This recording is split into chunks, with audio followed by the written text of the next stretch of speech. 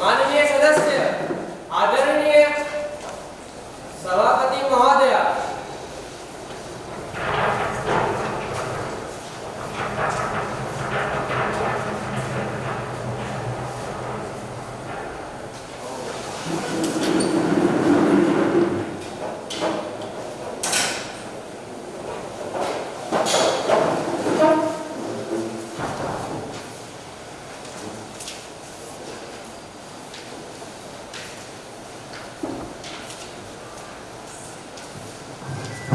Honorable members, a very warm greeting to everyone.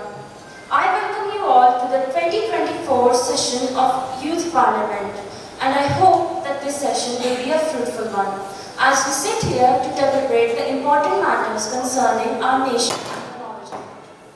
So, today's session will begin with an oath or an affirmation. Item number 1, Mr. Secretary General. Shri Taranjot Singh, who has been elected from the Jalandhar constituency of Punjab State.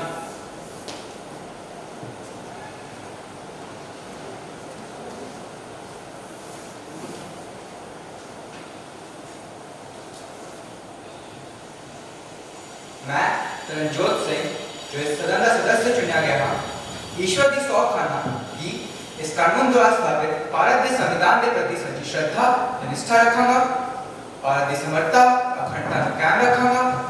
तो जेडे औहदे ते मैं चुनिया गया हाँ इसके प्रति सच्ची श्रद्धा और निष्ठा नाल अपना कर्तव्य निभाऊंगा। धन्यवाद।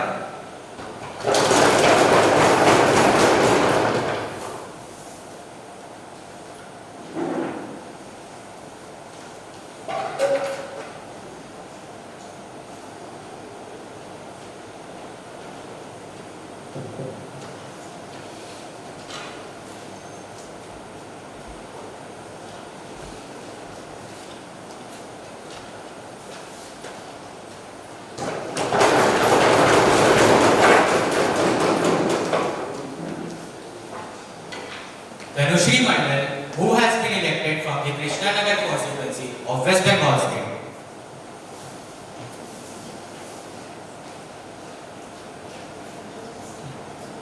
আমি তনুশ্রী মণ্ডল এই সাধু সদস্য নির্বাচিত হইয়া ঈশ্বরের নামে শপথ করেছি যে আমি বিধি দ্বারা প্রতিষ্ঠিত ভারতের সংবিধানে প্রতি বিশ্বাস ও অনুগত পোষণ করিব। আমি ভারতের সার্বভৌমত্ব ও সংহিত রক্ষা করিয়া চলিব এবং যে কর্তব্যভার আমি গ্রহণ করিতে চলে আছি তাহা আমি বিশ্বস্তভাবে নির্বাহ করব। ধন্যবাদ।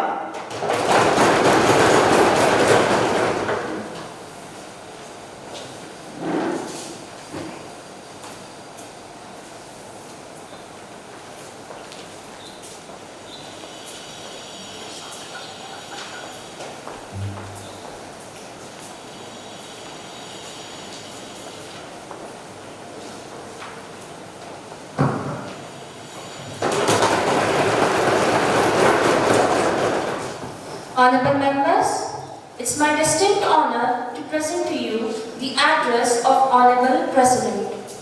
As mandated by our constitutional responsibilities, the President address encompasses the government's vision, policies, and initiatives for nation's progress.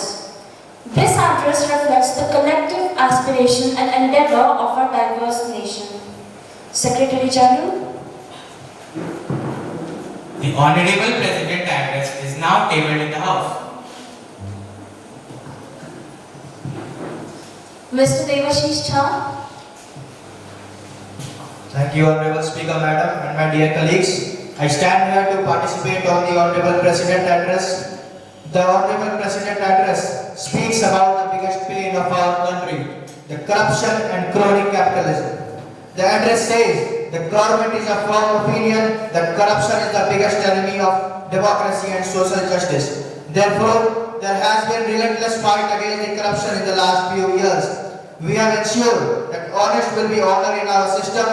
An effective system has also put in place to end the practice of favoritism in government machineries. The President ends her address and I quote, "Let us fulfill the oath of our constitution on walking on our Kartavya path of Mahayagna of nation building." Today I am going to talk talk about the most famous person of India, but unfortunately for this house, it is not the Honorable Prime Minister. Let's call him Mr. A and his company, the A Company. We agree and say that we want companies to thrive, but we want honest and hardworking Indian companies to thrive and not the rupees artist. I want to summarize the story by saying a company who is in infrastructure, where you have to win most of the things by tender, cannot have high multiple when it is growing with debt. The multiple which this company is trading is absolutely outrageous. Ultimately, the market is about fundamentals. Speaker Madam, the pride of India is not the wealth of one individual. The pride of India lies in the robustness of its institutional structures. Honorable Prime Minister, this man has been permitted, this man travels with you in your delegation, and which portrays, or by obliging him, will be obliging the Prime Minister. Speaker Ma'am, this company have saved shareholders from decay, yet this company says we are not legally obligated to tell who it is. This group has amassed nearly 42,000 crores from foreign portfolio investments from 6 Mauritius-based firms. These firms have commonalities like address, company secretaries and directors. There is an urgent need to investigate these funds. In addition, there are 40 cell companies which have moved millions of dollars to India, and there is no disclosure of related party transaction has been made till date. His net worth moved from $9 billion to $90 billion in 2022 in anticipation of a 20,000 crore FPO which was celebrated as a moment of his glory. Why SEBI has been a silent operator in this matter? Why it has not asked the banker about the size of its valuation? How Mr. A's son's father-in-law was allowed to be in the Committee of Corporate Governance of SEBI? What about the DLI, Custom, GST, CBDT? What they are doing? This man has been permitted to use the SBI and LIC and can ask money as and when he likes. LIC has an exposure of 36,000 crore and SBI has an outstanding loan of 27,000 crore to this group. Why they will be an anchor investor in the group? Speaker ma'am, we have seen how the tender rules were twisted to favor this company to enter in the government assets like airport. How millions of dollars were schemed to the coal supply and enter into the thermal power plant. In conclusion, ma'am, India is on its way to become the third largest economy in the world. Don't waste your time in the stink of crony capitalism. We have 5 multi-level Indian companies which can easily take over these businesses and can do a fantastic job and can be checked by our regulators. I would urge the government to investigate this, to allow full, thorough and independent investigation in this matter as the systematic stability of our market is at risk. Thank you very much, ma'am. Jai Hind. Thank you, Mr. Devashish Shah. Honorable Prime Minister. माननीय अध्यक्ष जी, सबसे पहले मैं राष्ट्रपति जी के अभिभाषण पर धन्यवाद करता हूं और ये मेरा सौभाग्य रहा है कि मुझे कई बार राष्ट्रपति जी के अभिभाषण पर धन्यवाद करने का अवसर मिला। अपने विजनरी अभिभाषण से राष्ट्रपति जी ने हम सबको और करोड़ों देशवासियों का मार्गदर्शन किया है। माननीय अध्यक्ष जी, मैं सदन की कार्रवाई एक कोट के साथ शुरू करना चाहूंगा। ये कोट हमारे किसी नेता का नहीं ये मेरा है। जब आपकी सरकार थी उस समय के प्रधानमंत्री जी ने ये कोट कहा था और खुद के कार्यकाल में कहा था। उन्होंने कहा था, सदस्यगण जानते हैं हमारी ग्रोथ धीमी हो गई है और फिस्कल डेफिसिट बढ़ गया है। महंगाई दर बीते 2 वर्षों से लगातार बढ़ रही है। करंट अकाउंट डेफिसिट हमारी उम्मीदों से कई अधिक हो चुका है। सोचिए, भारत जैसे देश के प्रधानमंत्री अगर ऐसी बात करे तो शर्म आनी चाहिए विपक्ष को। उनके पहले एक और प्रधानमंत्री जिन्होंने ये कहा था कि दिल्ली से अगर 1 रुपया जाता है लोगों के पास 15 पैसे पहुंचते हैं। मतलब समस्या का पता था पर सुधार करने की तैयारी नहीं थी। अरे आपकी सरकार ने 10 वर्ष में भारत की आर्थिक व्यवस्था सिर्फ 12 नंबर से 11 नंबर पर लाने में सक्षम रही। हमने 10 साल में उसे 5 नंबर पर ले आया। माननीय अध्यक्ष जी, ये बात सही है कि आजकल बड़ी-बड़ी बातें होती हैं, आरोप प्रत्यारोप लगते हैं, लेकिन मैं ये बात देश के सामने जरूर रखूंगा कि जिस पार्टी ने सत्ता की लालच में देश के लोकतंत्र की हत्या की, जिस पार्टी ने देश के संविधान लोकतंत्र को जेल के पीछे बंद कर दिया, यहाँ तक कि जिन्होंने अखबारों पर ताले लगाने की कोशिश की, आज वो हम पर तानाशाही का आरोप लगा रहे हैं। माननीय अध्यक्ष जी, लोकतंत्र में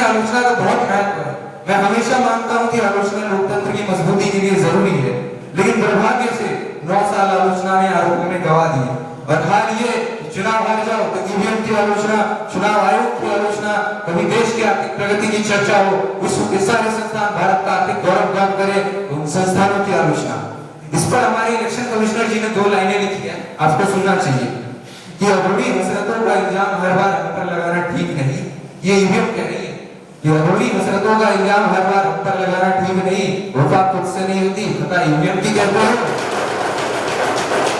माननीय अध्यक्ष जी, अब तो 2014 से लगातार कोस रहे हैं कि भारत कमजोर हो रहा है, भारत की कोई सुनने को तैयार नहीं, पर अब ये कह रहे हैं कि भारत इतना मजबूत हो गया है कि दूसरे देशों को धमका कर फैसले करवा रहा है। पहले ये तो तय कर लो भाई कि भारत कमजोर हुआ है कि मजबूत हुआ है। इस बात को मुस्कान हर पल याद रखेगा कि 2014 के पहले का जो दशक था वो लॉस्ट डिकेड के रूप में जाना जाएगा, और इस बात को इनकार नहीं कर सकते कि 2030 का जो दशक है ये इतिहास डिकेड है। माननीय अध्यक्ष जी, अगर हम लोक कल्याण की बात करें तो हमारी सरकार ने 11 करोड़ किसानों के खाते में पैसे जमा कराए, 3 करोड़ से ज्यादा लोगों को पक्के घर दिलवाए ताकि उन्हें फुटपाथ पर ना सोना पड़े, 10 करोड़ लोगों को मुफ्त गैस कनेक्शन दिलवाकर उन्हें धुएं से आजाद कर दिया। आजादी के 75 साल बाद आज 8 करोड़ परिवारों को नल से जल मिला, आयुष्मान कार्ड से 2 करोड़ से अधिक लोगों का मुफ्त में इलाज हुआ, और ऐसे ही अनेकों स्कीम हमारी सरकार ने राष्ट्र की भलाई के लिए लोगों को समर्पित किया है। माननीय अध्यक्ष जी, मैं फिर एक बार आदरणीय राष्ट्रपति जी का धन्यवाद करता हूँ, और आज देश यहाँ से एक नए उमंग, नए उत्साह, नए विश्वास के साथ चल पड़ा है। बहुत बहुत धन्यवाद। Thank you, Honorable Prime Minister. Now, as we proceed with the passing of President address, I urge all the members of Parliament to put aside the partition differences and unite in the national interest. I shall now put the motion to vote. The question is that the address to be presented in the following terms: the members of this House are deeply grateful to the President for the address which has been delivered on 2024 January 25. Those who are in favor will say aye. Aye. Those who are against it will say no. No. I hear the ayes have it, the ayes have it, the ayes have it. The motion has been passed. Honorable Prime Minister will now introduce the newly elected ministers. Honorable Speaker Madam, it's my distinct honor to introduce the newly appointed minister to the House. Mr. Ketan Verma, Minister of Sport. Ms. Jhansi, Minister of Education. Thank you, Honorable Prime Minister. Honorable members, the question hour is now in session.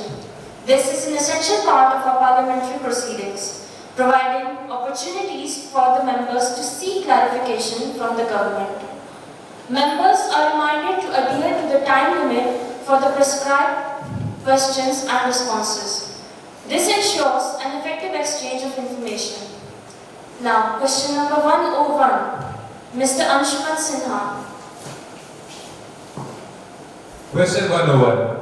Honorable Speaker Madam, I've got to commend our Honorable Prime Minister and his cabinet for the utter passion and determination. I mean, it's literally stronger than steel. It's something we can all learn from. Now, a very human, a very obvious follow-up to this. Well, applauses. What's it they are so strong and determined about? I would be the happiest person alive if the answer to this question would be serving the country. In fact, that would mean an end to the need for people like myself, something that the Honorable Prime Minister dreams about every day. But very, very unfortunately, their passion and determination is all focused towards marketing themselves as a righteous, brave and no-nonsense party. And driven by that determination, they can literally do anything. A recent example of this could be seen when India supposedly stood like a lion in front of Canada.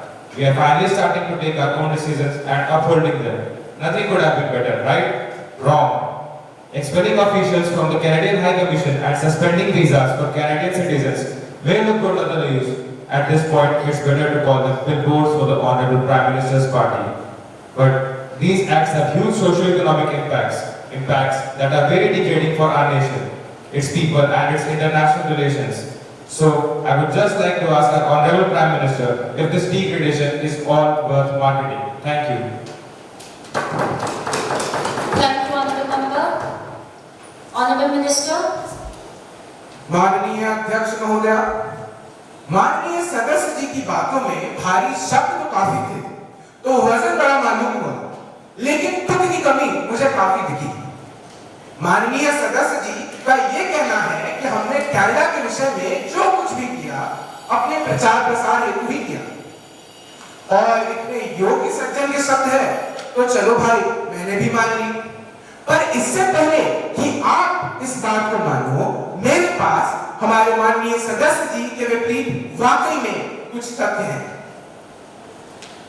Canada एक ऐसा देश है जो हमारे राष्ट्र की अखंडता को ठेस पहुंचाने की कोशिश काफी सालों से करता आ रहा है, और वो ये चीजें इतने खुलेआम करता है कि मेरा भारत का विदेश मंत्री होते हुए भी इस बात को भरे सदन में कहना हालातों को उससे ज्यादा नहीं बिगाड़ेगा जितनी वो 70 सालों से पर्दों के पीछे बिगड़ चुकी। एक कनेडियाई आतंकवादी जिसकी मौत पे ये सारा विवाद शुरू हुआ और जो खुलेआम भारत के टुकड़े करने की बात करता था, उसकी हत्या के बेबुनियाद इल्जाम कनेडियाई प्रधानमंत्री ने हमारे देश के प्रतिष्ठित संस्थानों पर थोपे। और ये कोई पहली बार नहीं है। पिछले वर्ष जून के महीने में कनाडा के ब्रैम्पटन शहर में भारत के एक पूर्व प्रधानमंत्री की हत्या की झांकी निकाली गई, और 1985 में जब एयर इंडिया फ्लाइट 182 में आतंकवादी हमला हुआ और जब काफी भारतीय मूल के कनेडियाई नागरिक दोनों मारे गए, तब भी कनाडा की सरकार ने दहशतगर्दों को साफ साफ बना दी और भारत की सरकार मौन होकर देखती रही। लेकिन माननीय महोदया, अब का भारत पहले जैसा मौन नहीं रहेगा। ये नया भारत अपने और अपने नागरिकों के हित के लिए लड़ना और लड़कर जीतना दोनों जानता है। अब हालांकि भारत को कनाडा की नहीं, कनाडा को भारत की जरूरत है। अगर थोड़ी आर्थिक दिक्कतों का सामना करना भी पड़े तो सह लेंगे, लेकिन आतंकवाद और दहशतगर्दी के सामने ये नया भारत झुकने नहीं देगा। ये नया भारत आतंकवाद और इस आतंकवादियों और दहशतगर्दों को घर में घुसकर मारेगा। और जी हाँ, ये प्रचार है, ये भारत का विश्व का प्रचार है कि भारत का समय आ गया है और भारत अब झुकेगा नहीं। thank you, Honorable Minister. Question number 102, Ms. Ishika Kumari. Question 102, Madam Speaker, आज मैं इस सदन के समक्ष एक गंभीर मामला प्रस्तुत करना चाहती हूँ। भारत में काफी तेजी से सड़कें बनाई जा रही हैं, पर सरकार का ध्यान सिर्फ इसे आनंद फानंद में पूरा कर वोट बटोरने में लगा हुआ है। सरकार निर्माण में अच्छी बनावट के चिन्ह और ये सब चीजों को पूरी तरह से नजरअंदाज किए जा रहे हैं।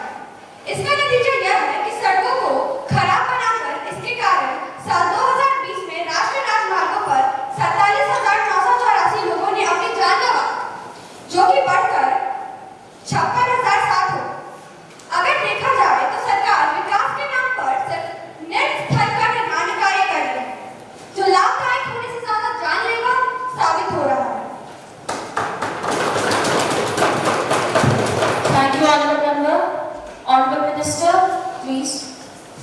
मैडम स्पीकर, सड़कों पर सुरक्षा का महत्व और स्थायित्व हमारे लिए प्राथमिक है और मैं इस मुद्दे को गंभीरता से लेती हूँ। मैं आपको यह सूचित करना चाहती हूँ कि हमारे द्वारा निर्मित हाईवे के स्ट्रक्चर सुरक्षा पर काम किया जा रहा है और हम उस मानकों का पालन कर रहे हैं। मैं आपके समक्ष कुछ महत्वपूर्ण आंकड़ों को प्रस्तुत करना चाहूंगी। सड़कों की स्ट्रक्चरल मजबूती और सुरक्षा बढ़ाने के लिए राष्ट्रीय सड़क सुरक्षा अधिनियम और राष्ट्रीय सड़क सुरक्षा परिषद का भी गठन किया गया है। राष्ट्रीय राजमार्गों पर ब्लैक स्पॉट को चिन्हित कर उसके निस्तारण पर काम चालू हो चुका है और इसके लिए सरकार ने 1100 करोड़ रुपए आवंटित किए हैं। 24 राज्यों द्वारा सड़कों और राजमार्गों के स्ट्रक्चरल सेफ्टी का ऑडिट पूरा कर लिया गया है। केंद्र सरकार द्वारा यह भी प्रावधान बनाया गया है कि जिन सड़कों के निर्माण में 10 करोड़ से अधिक लागत आती है उनके डिजाइन को ऑडिट करना अनिवार्य है। मैं आशा करती हूँ कि ये उत्तर विपक्ष द्वारा उठाए गए प्रश्न को संतुष्ट करता है। Thank you, Honorable Minister. Question number 103, Mr. Divya Raj. Question 103. Respected Madam Speaker, Before I put forward my question, I'd like to quote a few lines. What view was behind the window? A window covered by midnight curtains. But how long will it be able to hide? For the sunlight will triumph, peeping its way through. Today, I'll reveal the hidden side of the people whom the citizens have elected for their development. They were supposed to ensure people's welfare, but I fear they are doing the quite opposite. Respected Madam Speaker, I'd like to ask you and all of my colleagues sitting here, is the life of a person so worthless that it can be crushed under the wheels of a government official? I think the government thinks so. In Chhattisgarh, a private company with no experience was allotted tribal land for construction of a thermal power plant. The tribals were forced to give away their land, and when they resisted, the police used lathi charge and tear gas. 17 innocent villagers were arrested with a car of sub-divisional magistrate crushing an elderly villager. The next day, they were forced to give away their land in lieu of the imprisoned villagers. The government doesn't shy away from blowing its feathers in the name of industrial development. Now is the development of these industries going to be laid on the graves of our tribal citizens? Thank you, Honorable Member. Honorable Minister. Respected Madam Speaker, there is a famous proverb, a little knowledge does more harm than good. But I think the opposition is not familiar with this yet. Before making such allegations, the opposition needed to do some homework, but they failed to do it. Madam Speaker, the company was the actual victim in this case when the company officials went to peacefully negotiate the prices and rehabilitation terms. They were harassed by the villagers. Their clothes were stripped off and their faces blackened. They were forced to wear garland of shoes. When the police came for rescue, they were attacked. I think this was the most rightful action taken at that time. Also, the court issued immediate order to stop land acquisition and freeze the license of the company. I forbid all these so-called true allegations and would like the opposition to ask questions sensibly. Thank you, Honorable Minister. Question number 104. Mr. Adyan Kumar. Question 104 माननीय अध्यक्ष महोदय, भारत की संस्कृति में हम गाय को अपनी माता मानते हैं और हमारे माननीय प्रधानमंत्री जी तो स्वयं गाय की पूजा भी करते हैं। पर मैं उन्हें एक सलाह देना चाहूंगा कि चुनाव जीतने के और भी बेहतर तरीके हैं। प्रति एक दूध देने वाली मवेशी का एक स्तनपान अवधि होती है, यानी कि वह केवल एक विशेष उम्र तक ही दूध दे सकती है। इस अवधि के बाद वह मवेशी पशुपालन की देनदारी बन जाती है, इसीलिए वे इनसे मुक्त होने के लिए उन्हें छोड़ देते हैं। इससे वह असहाय हो जाते हैं और भटकते रहते हैं। यदि वह रोज सड़कों पर आते हैं तो इससे नागरिकों और मवेशियों दोनों को खतरा हो सकता है। इसीलिए मैं सरकार से पूछना चाहता हूं कि हर रूप में मां को अपने बच्चों की निस्वार्थ सेवा क्यों करनी पड़ती है, भले ही उन्हें बदले में कुछ नहीं मिलता? और क्या सरकार के लिए मवेशियों की जान उनके बालों की तरह अमूल्य है? Thank you, Honorable Member. Honorable Minister, please. माननीय अध्यक्ष महोदय, ये जान के बड़ी अचंभा होती है कि वे लोग जो विदेशी संबंध बनाने के नाम पर फिरंगियों के साथ मांसाहारी भोजन करते हैं, आज उन्हें पशुओं की चिंता हो रही है। हिपोक्रेसी की भी सीमा होती है। महोदय, चुनाव जीतने की बात आप ना ही करें तो हम सबके लिए बेहतर होगा। जी हाँ, भारत की संस्कृति में गाय को मां माना जाता है, परंतु मां को भगवान और भगवान की सेवा निस्वार्थ भाव से की जाती है। माननीय अध्यक्ष महोदय, इन्होंने एक बात बिल्कुल सही कही, मवेशियों की जिंदगी हमारे लिए हमारी बातों की तरह है, महत्वपूर्ण और निष्ठ। आज की तारीख में भारत में 7,696 से ज्यादा गौशालाएं हैं। चौकिया मत महोदय, हमें पता है आंकड़ों के मामले में थोड़ा समय आपका भी खराब चल रहा है।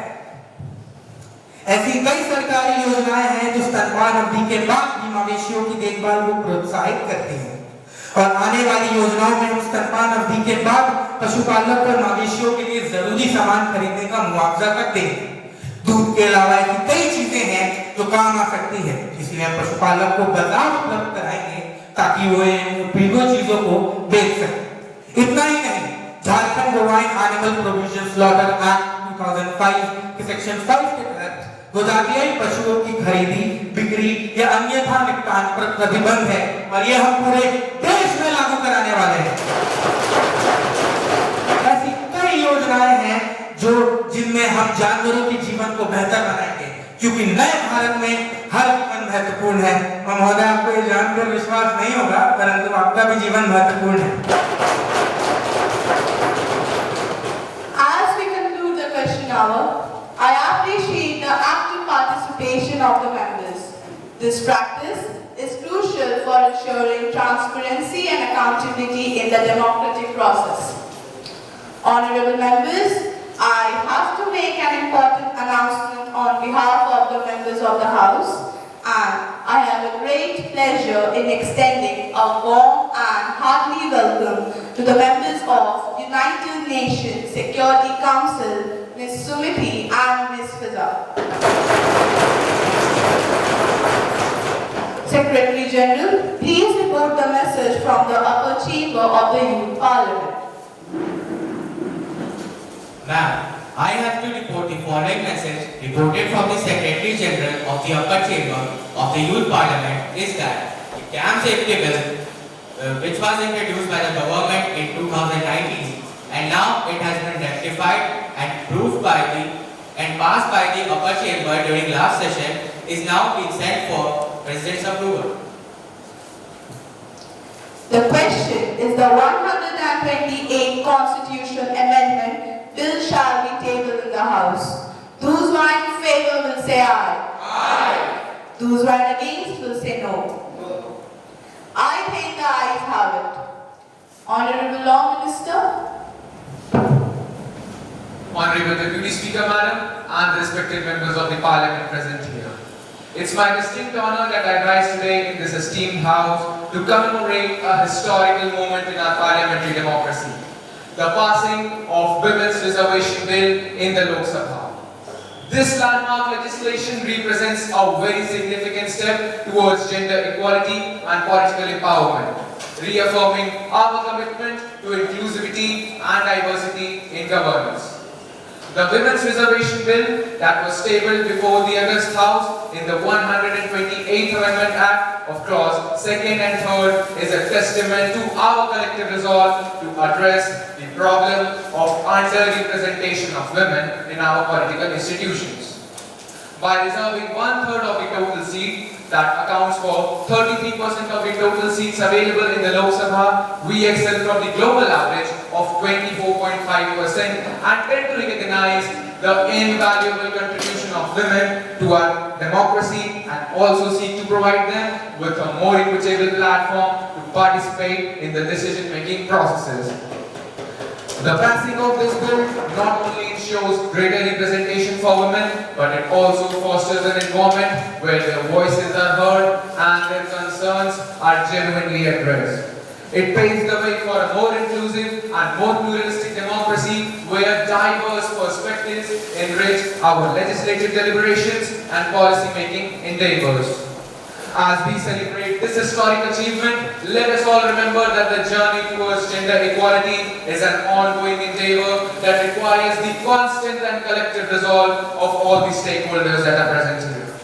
So I call upon all the respected members of the Parliament to please set aside the partisan differences and unite in favor of this bill, which embodies the aspirations of millions and millions of women across our nation. Thank you very much, Deputy Speaker. Thank you, Honorable Law Minister. Ms. Ishika Nara. माननीय अध्यक्ष महोदय, मैं सर्वप्रथम आपका आभार व्यक्त करना चाहती हूँ कि आपने मुझे इस सदन में अपने विचारों को रखने का अवसर प्रदान किया। मैं यहाँ उपस्थित सभी सांसदों का भी अभिनंदन करती हूँ।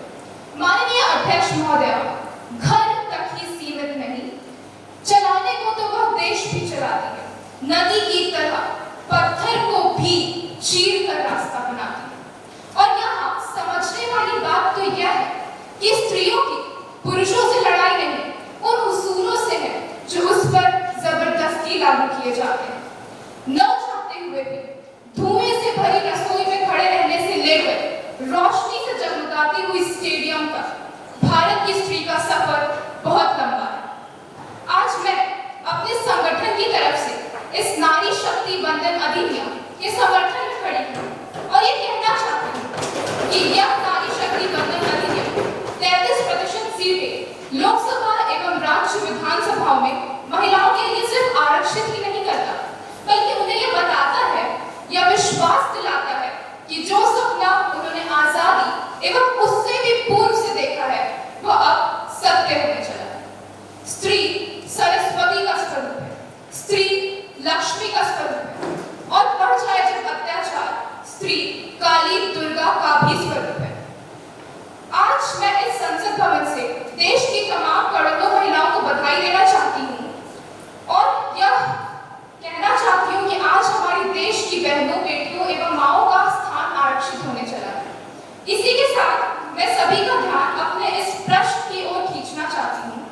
मेरा प्रश्न यह है कि इस नारी शक्ति बंधन अधिनियम के लागू होने तक देश की महिलाओं को और कितना इंतजार करना पड़ेगा? 2 वर्ष, 4 वर्ष, 6 वर्ष, 8 वर्ष, 10 वर्ष, आखिर और कितने वर्ष? इस नारी शक्ति बंधन अधिनियम के लागू होने में अगर और देर हुई तो यह उन देश की दूरदर्शी महिलाओं के साथ अन्याय होगा जिन्होंने इसका सपना आज से दशकों पूर्व ही देखा था। अंत में मैं एक संस्कृत श्लोक कहना चाहूंगी जो कुछ इस प्रकार है।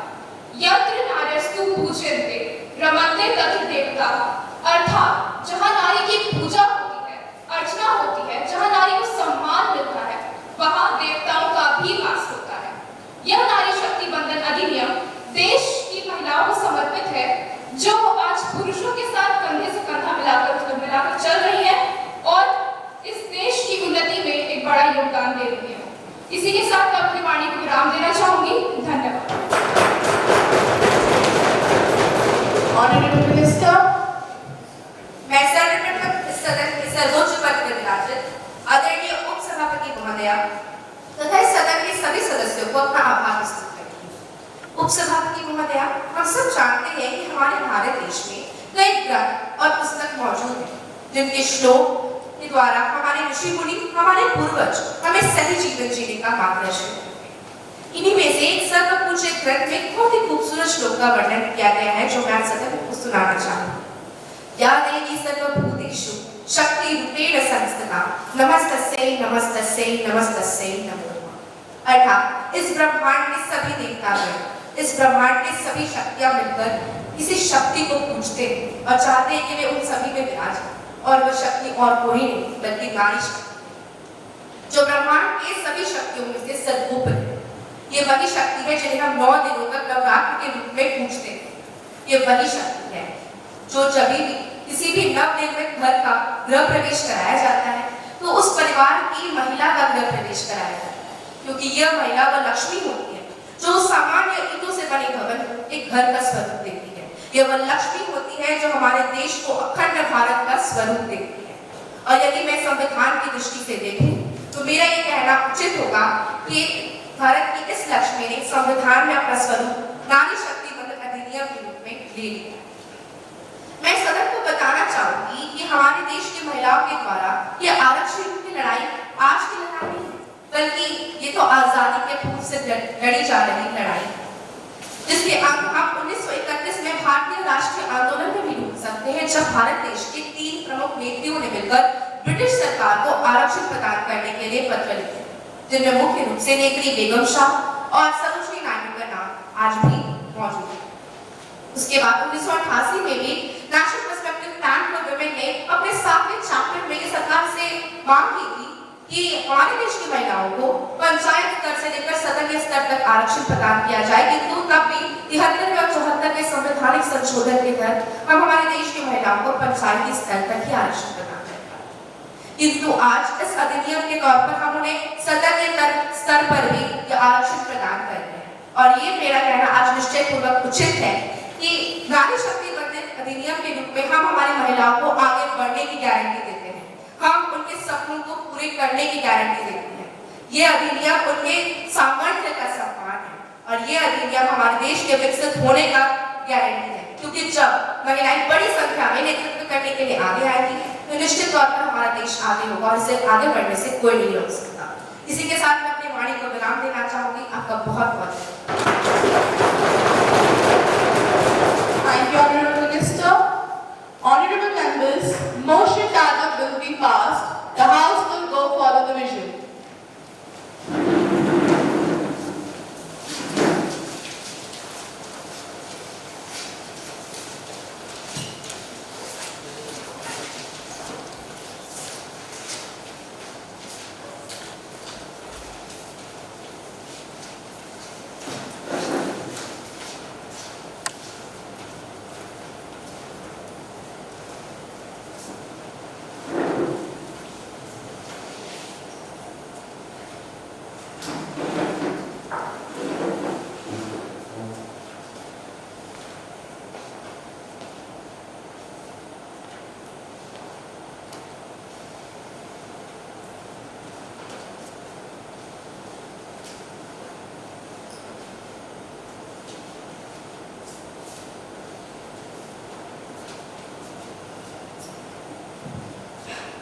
Honorable members, result of the division, ayes 40 and no 0.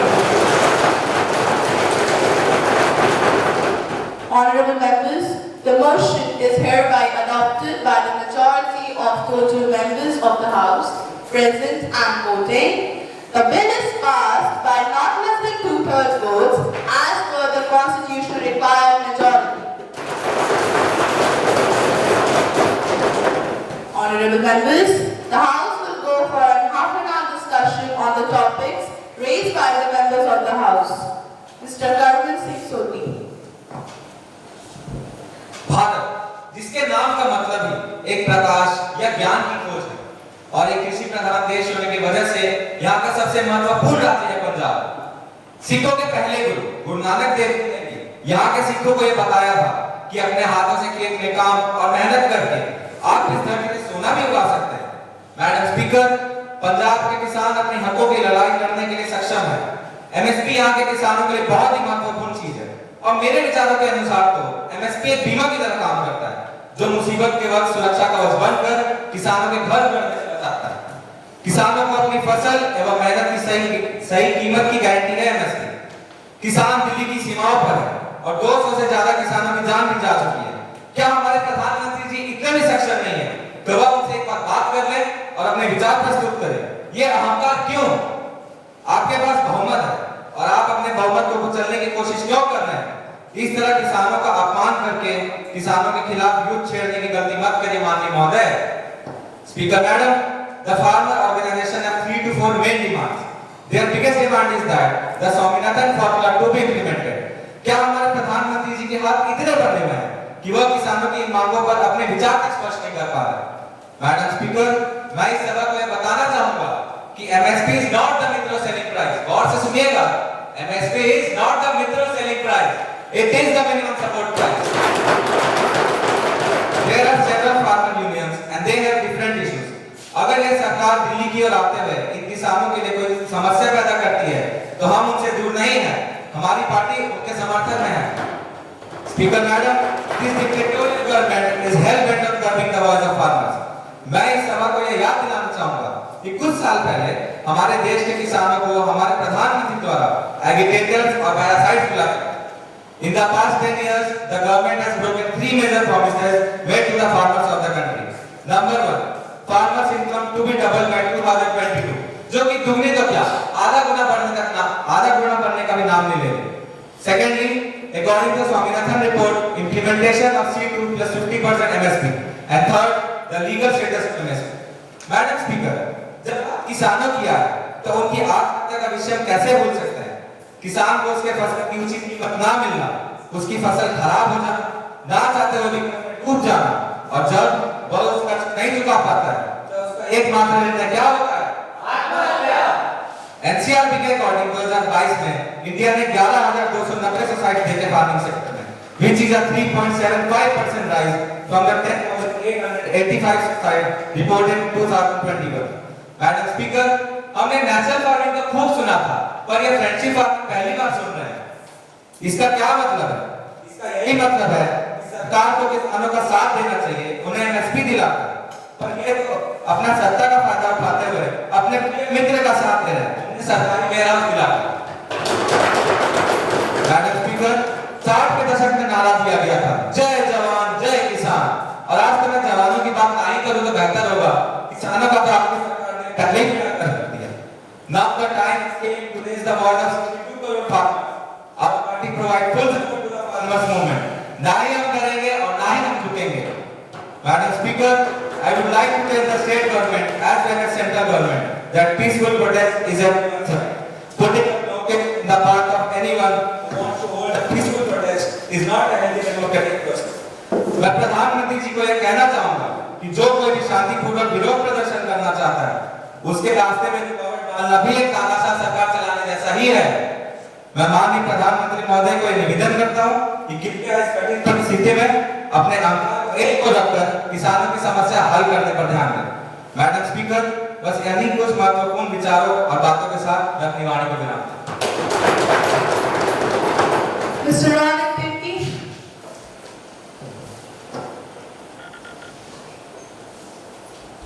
Thank you, Speaker Madam, for allowing me to express my views, and it's an honor for me to be able to speak at this house today. देश ये कैसा बनाया आपने, लूट कर पैसा बनाया आपने, देखिए जलते दिए भी बुझ गए, अजब दीपक राग गाया आपने। स्पीकर मैडम, आज मैं गरीबों की बात करने आया हूँ। आज मैं महंगाई, बेरोजगारी और सिलेंडर के दामों की चर्चा करने आया हूँ, क्योंकि जब ये सरकार आई थी तो इन्होंने कई बड़े-बड़े वादे किए थे, कई बड़े-बड़े दावे तक किए थे। अरे तुम्हारे फाइलों में गांव का मौसम गुलाबी है, मगर ये आंकड़े झूठे हैं, ये दावा किताबी है। आज हमारे देश का युवा बेरोजगार है और बेरोजगारी दर 45 साल का रिकॉर्ड तोड़ चुका है। ये सरकार को बेरोजगारी की समस्या को सुलझाने के लिए कुछ करना चाहिए, लेकिन ये उल्टा पीएसयूज को बेच रही है। आप सभी ने तो एक कहानी सुनी ही होगी कि गांव में एक बाप की जो नाकारी औलाद होती है, वो अपने बाप का सारा सामान और अपने पुरखों की जमीन जायदाद बेच के अपने बाप और दादा से पूछता है कि मेरे बाप दादा ने मेरे लिए किया ही क्या है। This government is doing the same. They are selling all the private companies, all the PSUs to the private companies. And here is the list: Air India, NMDC, Airports, Bharat Aluminium, IPCL. ये सरकार रोजगार को सृजित कर नहीं रही है, PSUs को बेच रही है। उल्टा हमसे पूछती है कि हमने 70 साल में क्या किया है। अरे हमने जो 70 साल में किया है ना, और जो PSUs बनाई है, उनको तो आप बेच रहे हैं। आश्चर्य है, ये देखकर तो मैं यही कहना चाहूंगा, वाह क्या सीन है। अरे जो सरकार अपने कार्यकाल में निकाला हुआ 2000 का नोट 7 साल तक नहीं चला सकी, वो हमसे 70 साल का हिसाब मांगती है। शर्म आनी चाहिए। वर्तमान सरकार को बेरोजगारों के लिए कुछ करना चाहिए, लेकिन ये तो उन्हें पकौड़े तलने के लिए कह रही है। जब मैं अपने कंस्टिट्यूएंसी में घूम रहा था, तब मुझे एक लड़का मिला और उसके पिताजी ने उनसे बोला, और गौर फरमाइएगा, पिताजी उससे बोला कुछ काम करो, मेहनत करके खाओ, ना बदनाम करो। तो लड़के ने भी कहा देख लेना अर्जेंट बनेंगे, कहा देख लेना अर्जेंट बनेंगे, जो भी बनेंगे 100% बनेंगे। साहब चाय बेच के पीएम बन गए और पकौड़ा बेच के प्रेसिडेंट बन गए। तो पिताजी का भी जवाब सुनिएगा कि प्याज नहीं होगी तो आन नहीं होगी, शहर में किसी की शान नहीं होगी, पकौड़ा बेच के तो अमीर नहीं होगा क्योंकि प्याज नहीं होगी, दुकान नहीं होगी। आज हमारे देश में महंगाई इतनी बढ़ गई है कि गरीब 2 वक्त की रोटी भी नहीं खा पा रहा है, लेकिन इन्हें महंगाई कैसे दिखेगी? क्योंकि इनकी जो मंत्री थे, जो सिलेंडर लेकर सड़कों पर नाचने उतर जाती थी, वो तो आज कहीं लापता है। जिन्हें 350 की भी गैस कड़वी लगती थी, आज 1000 की मिठाई लगने लगी है। और पहले महंगी प्याज बम जैसी लगती थी, और अब नई दुल्हन सी लुगाई लगने लगी। अरे करोड़पति पहले जिन्हें बुआ जी लगती थी, अब अंधभक्तों को पराई लगने लगी है। और हमारी महंगाई आपको डायल सी लगती थी, और आपकी महंगाई भौजाई लगती है।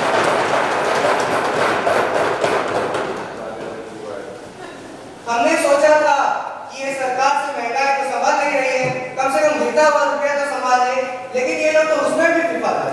मैं फाइनेंस मिनिस्टर से पूछना चाहूंगा कि तू इधर तक की ना बात कर, ये बता कि काफी लक्षण इधर कर की नबाज कर ये बता कि काफिला क्यों लुटा मुझे रहजरों से गिरा नहीं तेरी रहबरी का सवाल है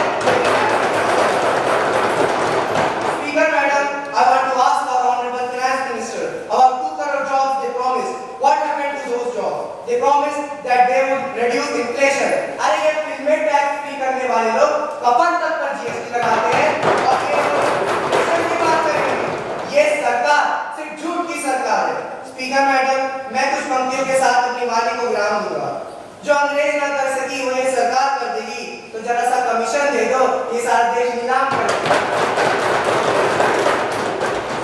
Honorable Finance Minister, please. Thank you, Speaker Madam, for giving me this opportunity to speak in this House today. Actually, I find our opposition members' perspective of India really inappropriate.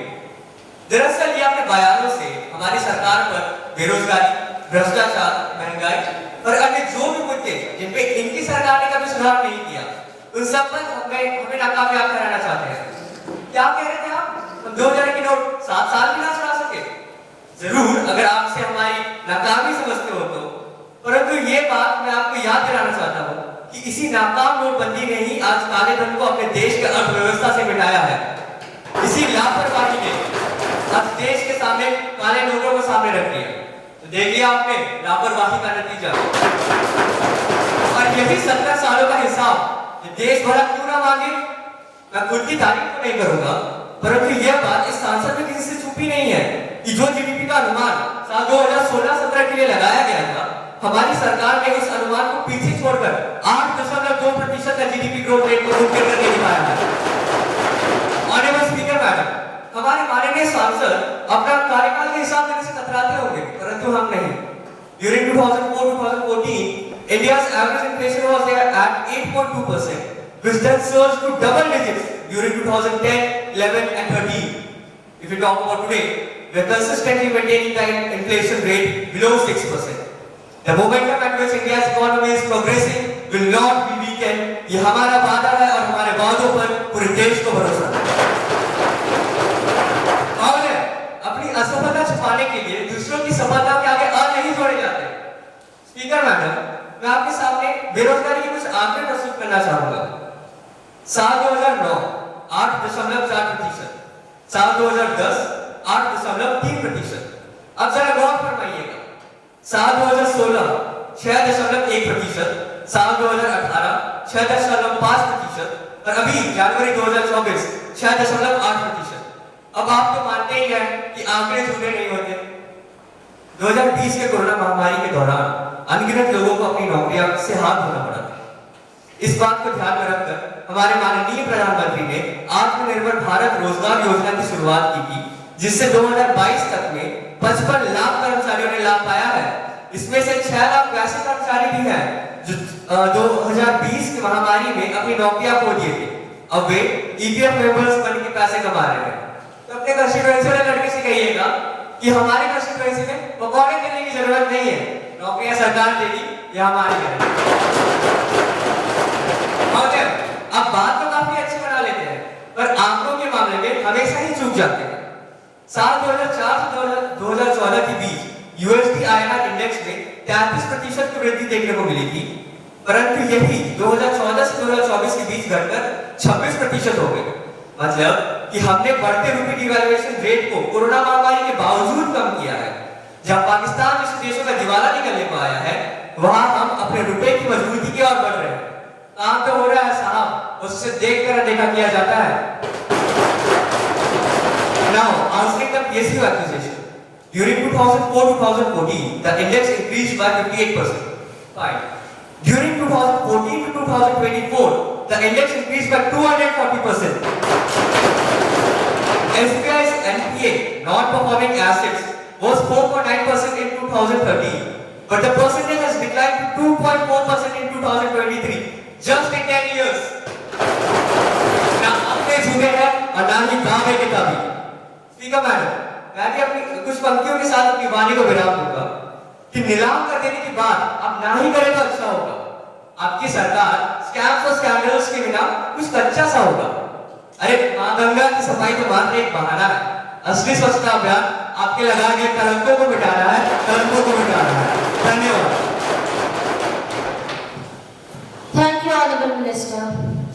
Honorable members, I would like to express my appreciation to all members of Parliament for their active participation during this deliberation. Before we conclude, I extend my gratitude to all the parliamentary staff and all those involved in ensuring the smooth functioning of today's session. With these words, I declare today's session adjourned.